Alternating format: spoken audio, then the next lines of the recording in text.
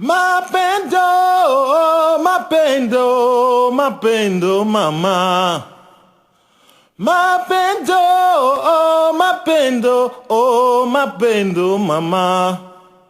Usiku kucha silali serina juu ya mapendo. Usiku kucha silali serina juu ya mapendo. Le Canada accueille 261 000 immigrants par année. De ce nombre, 32 000 sont des réfugiés et un très faible pourcentage arrive tout droit de camps. Les histoires que les réfugiés nous rapportent de ces camps sont souvent mystérieuses pour les jeunes que nous sommes. Intéressés par la situation des réfugiés, notre équipe, composée de 5 journalistes étudiants venant des 4 coins du Canada, a décidé d'approfondir la question en allant découvrir 2 camps au Kenya. Après avoir franchi tous les obstacles financiers et administratifs, nous sommes partis à la frontière soudanaise en direction du camp de Kakuma et ensuite à la frontière somalienne au camp de Dadaab. Ceci est notre récit, l'histoire de la vie dans un camp de réfugiés.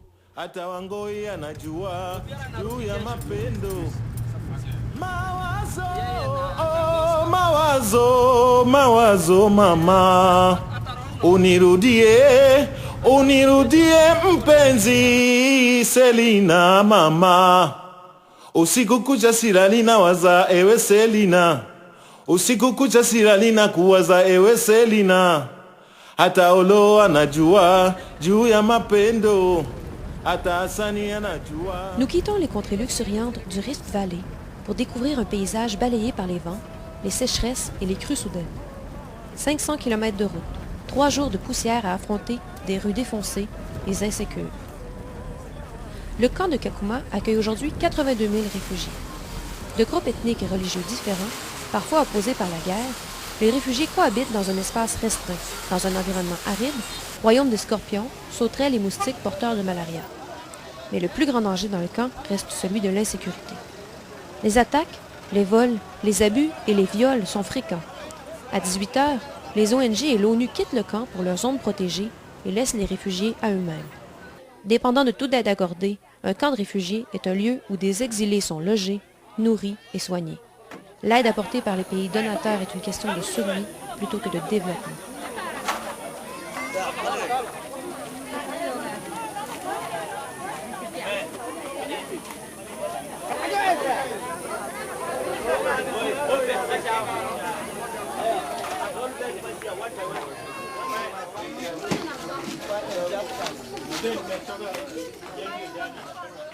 Par la prise d'empreintes digitales, la vérification de leur identité et la raison de leur présence, les Nations unies confirment le statut des réfugiés. La carte attestant de cet état donne accès aux services de santé, à l'eau, à l'éducation primaire et surtout aux rations des distributions alimentaires.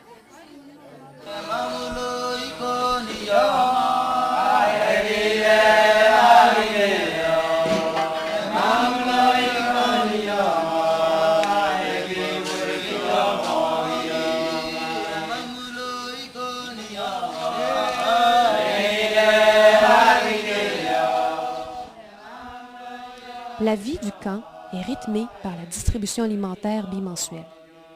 Farine, blé, huile et lentilles de toutes sortes, tout ce que le Programme alimentaire mondial a pu recueillir pour les réfugiés est distribué également par quota.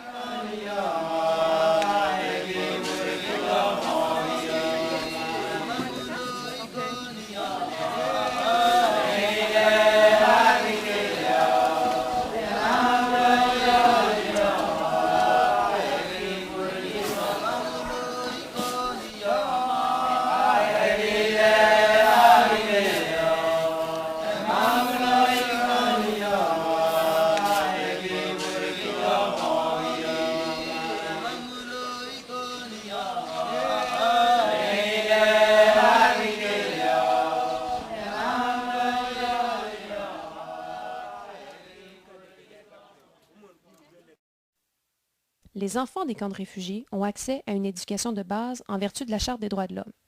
L'accessibilité aux classes secondaires est toutefois rare. Souvent, les jeunes se retrouvent dès l'adolescence inactifs, forcés à un mariage précoce ou à effectuer de lourdes tâches familiales sans développer les compétences et les apprentissages qui leur permettraient un jour de se réintégrer à une population active.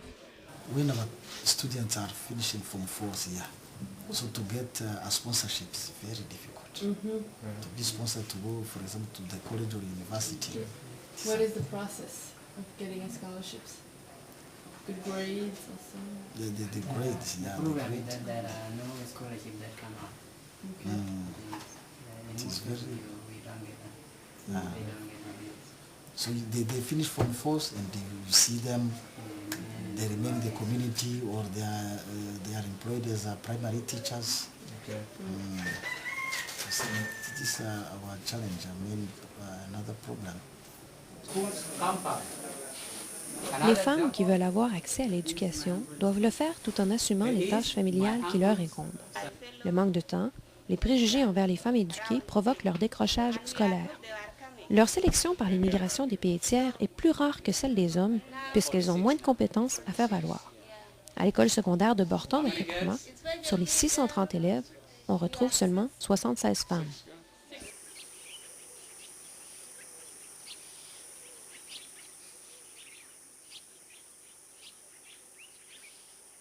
Here we are 29 in number, only 5 are ladies. But your number, you are 5, and 3 are ladies. So that one also have impressed me about Canada. So the situation here in Africa does not allow female to excel in education as such. So I think it will be better for me if I go to Canada. I'll be able to achieve my goals since there will be less pressure because there will be free.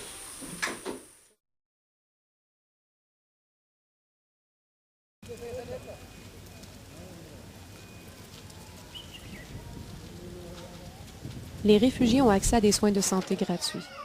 Malgré tout, les décès causés par les maladies sont nombreux et la malnutrition omniprésente, en plus des troubles traumatiques qui frappent de très nombreux exilés.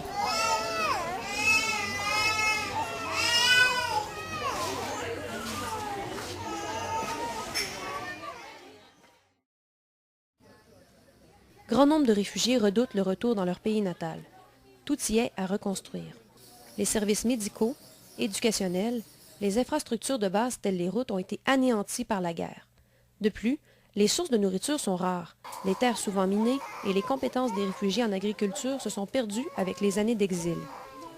Les réfugiés les plus qualifiés, forts et en santé, peuvent entreprendre le voyage, alors que d'autres, affaiblis par la maladie ou les traumatismes, refusent d'y retourner.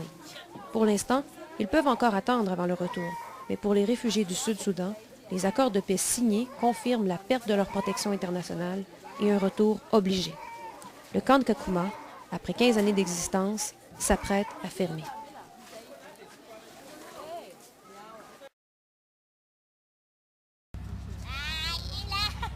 La deuxième partie du séjour s'amorce alors que les combats s'intensifient en Somalie. Le Kenya ferme ses frontières pour stopper l'arrivée de rebelles en son territoire. Des milliers de personnes déplacées sont bloquées à une centaine de kilomètres du camp et de sa sécurité. Quelques déterminés arrivent toutefois à faire le trajet et emmènent avec eux des histoires d'horreur sur les combats qui font rage. Les travailleurs humanitaires nous avertissent que la situation à Dadaab est critique et que la vie y est très différente de celle de Kakuma. Avec la signature de traités de paix, les réfugiés de Kakuma ont l'espoir de bientôt retourner au Soudan, alors que les Somaliens du camp de Dadaab comprennent à chaque arrivée que la situation s'aggrave et que leur retour est compromis pour plusieurs années. En arrivant à Dadaab, nous sommes accueillis par Care Canada, organisme en charge de la gestion du camp. En plus des conflits, le camp se remet à peine d'inondations qui ont emporté une grande partie des rations alimentaires et détruit de nombreuses habitations. The refugee camps have been here since 1991. They're predominantly Somali, around 97 to 98% Somali. We currently have in the region of 171,000 refugees living in quite a small area. So one of the things I'm sure you would notice when you first go into the camps is the number of people congested into a small area. Also, this is a very poor area of Kenya. The environment is very harsh, it's very arid, it's prone to droughts and then floods. So this is a very